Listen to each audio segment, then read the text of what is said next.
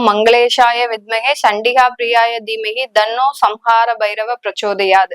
Next gen astro நேயர்களுக்கு astro பூர்ணாவின் அன்பார்ந்த வணக்கங்கள். இன்னைக்கு நாம பார்க்கக்கூடிய சிறப்பு தலைப்பு தமிழ் புத்தாண்டு பலன்கள். விஸ்வாவச வருடம் ஏப்ரல் மாதம் 14ஆம் தேதி ஆரம்பிக்குது. இந்த தமிழ் புத்தாண்டுல ஒவ்வொரு ராசி என்பர்களுக்கும் இருக்கக்கூடிய பலன்கள், அதாவது இந்த வருடம் ஆரம்பத்திலேயே பாத்தீங்கன்னா முக்கியமான 4 கிரகங்களின் பெயர்ச்சிகள் ஆரம்பிக்குது. இந்த தமிழ் புத்தாண்டு சூரியனின் நகர்வை வைத்துதான் இந்த தமிழ் புத்தாண்டு கணிக்கப்படுகிறது.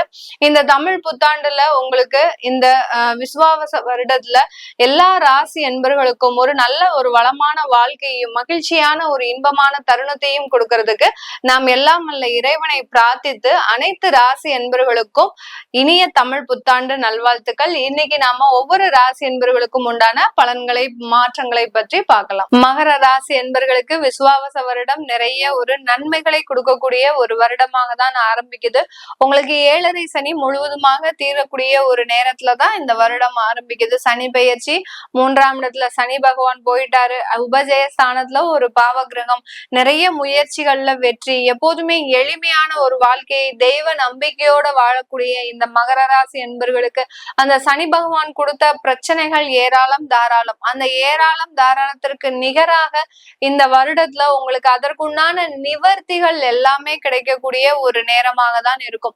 சின்ன ஒரு குழந்தையாக இருந்தாலும் கூட அந்த 7.5 சனியில அந்த உடல் பாதிப்புகள் ஆரம்பிச்சு வயதானவர்கள் வரைக்கும் அந்த பாதிப்புகள் தொடர்வதற்குண்டான ஒரு நேரங்களாக தான் வருடங்களாக தான் கடந்த காலத்துல எல்லாம் இந்த மகர ராசி என்பர்களுக்கு இருக்கும்.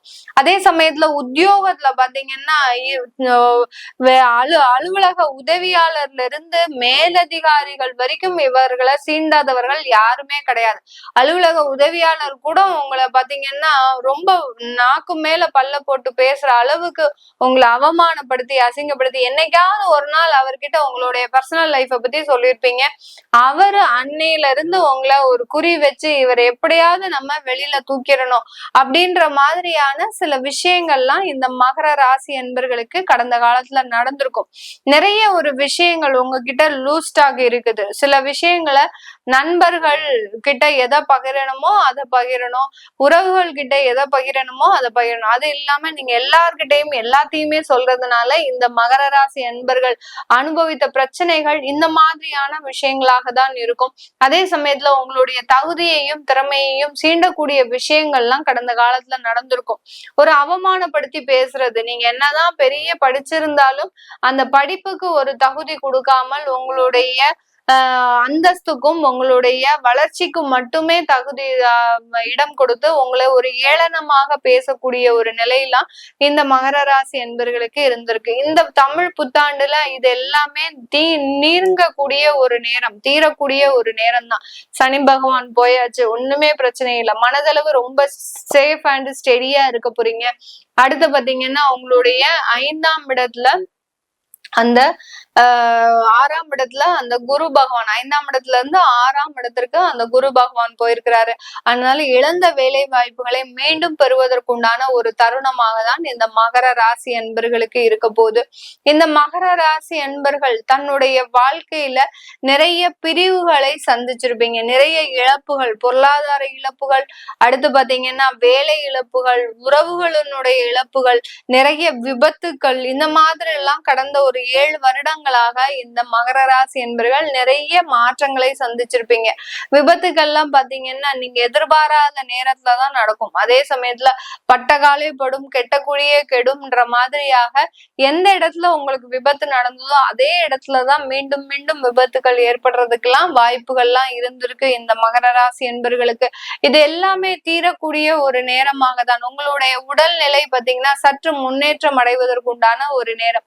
சில பேருக்குலாம் பாத்தீங்கன்னா 2 வருட காலமாக பெட்ரிடனா வச்சிருப்பாங்க. அதுலயும் பெண்கள் அதிகமான பேர் அந்த மாதிரியாலாம் பாதிக்கப்பட்டிருக்காங்க. மகர ராசி பெண்கள் பாத்தீங்கன்னா பெட்ரிடனாவே இருந்து உங்களை கவனிக்கிறதுக்கு கூட ஆள் இல்லாமல் ஒரு ரொம்ப தனிமையை சந்தித்த அன்பர்கள் இந்த மகர ராசி பெண்கள் அன்பர்கள் எல்லாருமே. இவர்களுக்கு எல்லோருக்குமே உங்கள் உடல்நலன்ல சற்று முன்னேற்றம் அடைவதற்குண்டான ஒரு நேரமாக இருக்கும்.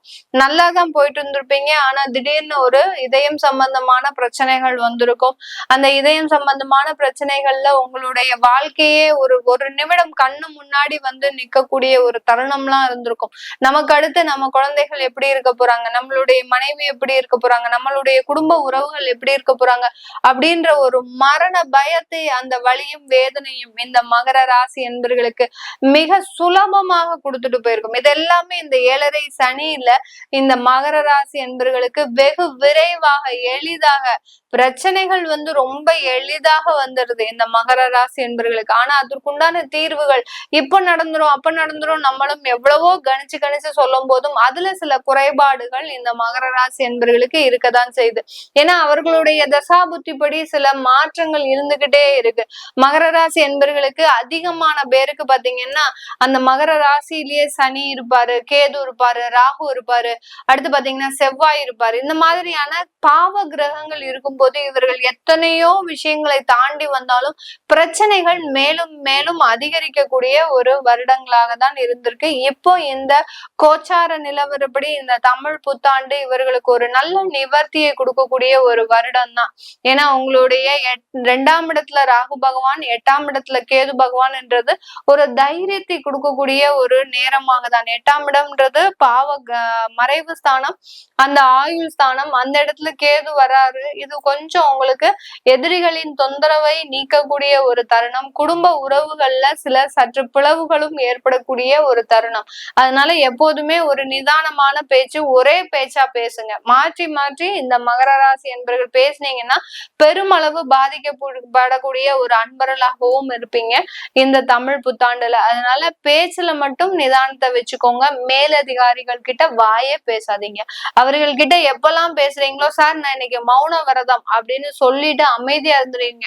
ஏன்னா எந்த அளவுக்கு பேச்சுவார்த்தைகள் செய்றீங்களோ அந்த அளவுக்கு பிரச்சனைகள் கூடிக்கிட்டே வரும் இந்த மகர ராசி என்பர்களுக்கு.